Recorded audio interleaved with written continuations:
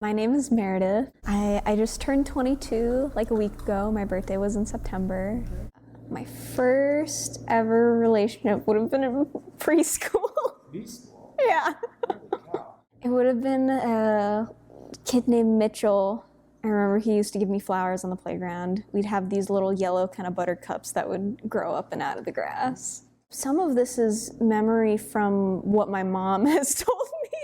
Oh. She'd like come find us like on the playground, like behind the slide, like, and she'd be like, "Oh, guys." Then there was Ethan in elementary school, and then Emily in middle school, and then there was two Lorenas.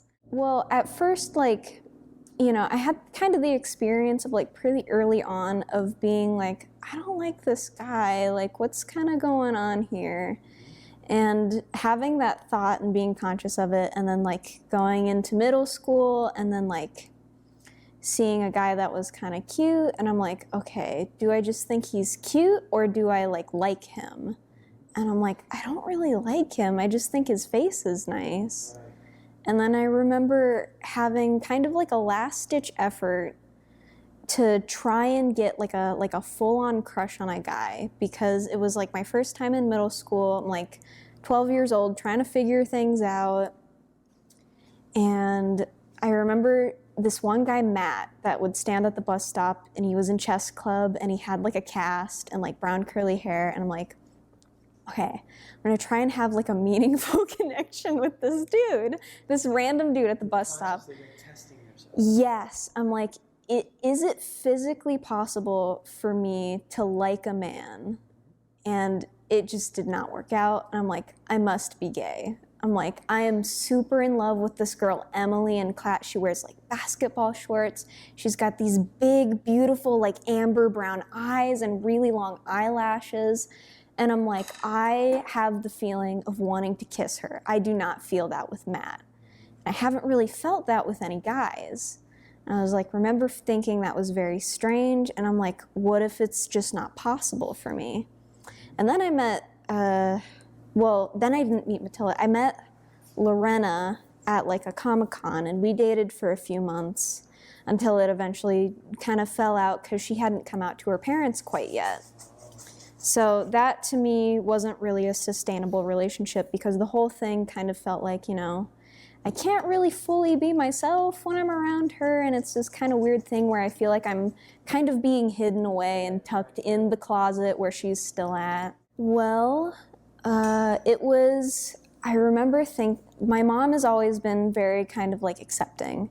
I'm like, I know she's not going to kick me out of the house or anything for something like this, but I'm like, okay, how am I going to tell her? I'm going to wait till she can't escape and run away. And so I told her in the car while we were at a stoplight. It's like, Mom, I think I'm gay. And she's like, what? Where? It's like we were talking about like the grocery list or something beforehand. I was 13 or 14. So it was like when I was dating Matilda, but I didn't want to tell my mom I was dating Matilda because it was the same thing, like Matilda hadn't quite come out yet. So we weren't in a spoken relationship, but it was a relationship, you know. We were not doing friend things. She was like, that's okay, honey. That's fine, you know, we have gay friends, you know, Vicky and, you know, stuff. So she was like, that's fine. Are you sure it's not a phase? You know, it's okay if it's not, but, you know, this is just a little surprising. You've had boyfriends before. Like, I remember Mitchell from preschool. Yeah, and I'm like, no, and she had the thought of like remembering when I had dated Ethan, this little redhead boy on the playground, and she remembers kind of like asking about Ethan, and she remembers my reactions from like when I would come home and I would kind of have like, Ethan's okay. You know, not quite super interested, so she was like, okay, this makes sense. So, and that was like that all the way up until I was 17. So, and then, you know, we had the whole thing where Matilda was kind of like getting ready to move on to college a little bit, and then I met Matilda through my mom, actually. So my dad passed away when I was very young, and my dad had a lot of exes. And one thing my dad always used to say to my mom was, you should meet Anya. And Anya is Matilda's mother. So my mom always thought that was a little weird. Like, I don't know if I really want to hang out with your ex-girlfriend. That might be weird.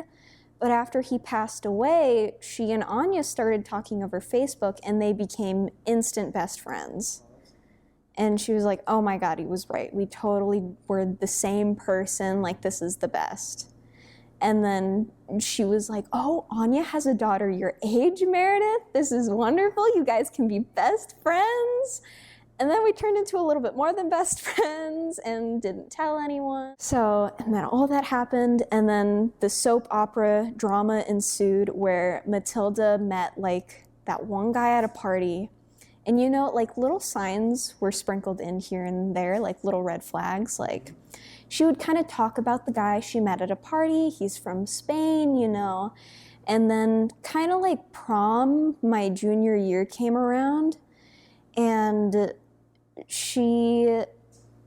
I had bought tickets for the two of us to go together to my junior prom. And I had everything ready. I had a dress picked out, you know.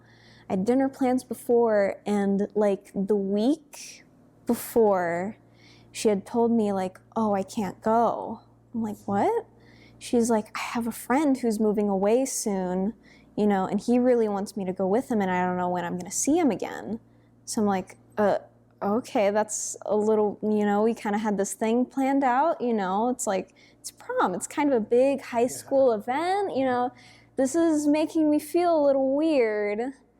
And then I had found out that they were together, like together, not through her telling me, but through a Facebook post that her mom had posted. I talked to her like 2 years after we had broken up, and it was probably the most like heartbreaking thing I had ever gone through when it was like fresh.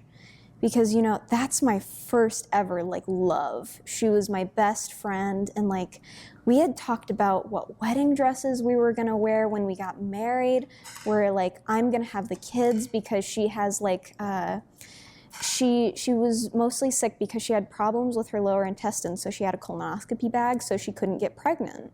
So I was like, I'm gonna have kids whenever we're ready for that, and we had made all these life plans together.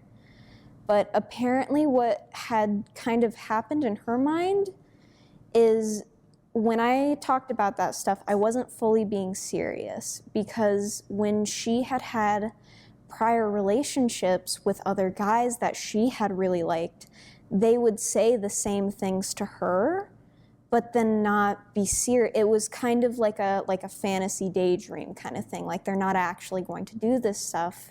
When I've never had any experience with this before, when I say it, I truly mean like, I'm gonna marry you. How we broke up is she told me she was moving to Spain with him. And it was really hard because we had the kind of relationship where I couldn't fully talk to her about how I felt because I was so scared of losing her.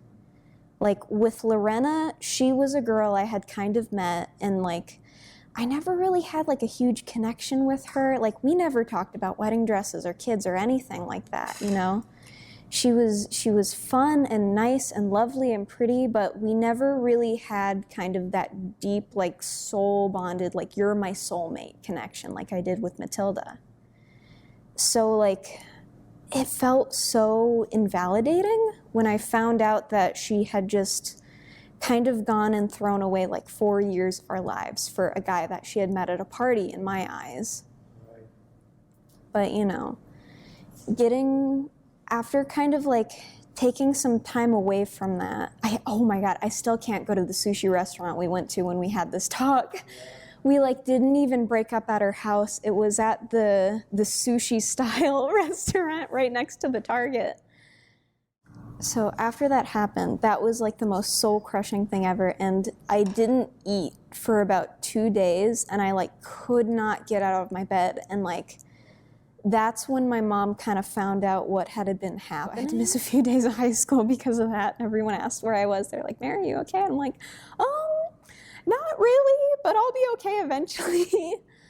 So that was like, I think that breakup was more painful than when my dad had passed away. This was a decision that was made. And after we talked about it, like, I don't know, it just wasn't the best base for a healthy relationship, and it really helped me kind of understand what went wrong in the whole thing, which I feel like I wouldn't be the person I am today without her. So I am thankful for the experiences she's given me. But at the same time, it really hurt, but it has helped me so much in my current relationship because, you know, when I first met Kyle, we really bonded over that experience of betrayal and absolute heartbreak. He'd had the same thing done to him. And it's like, not only did she run off with a stranger, but she ran off with his best friend.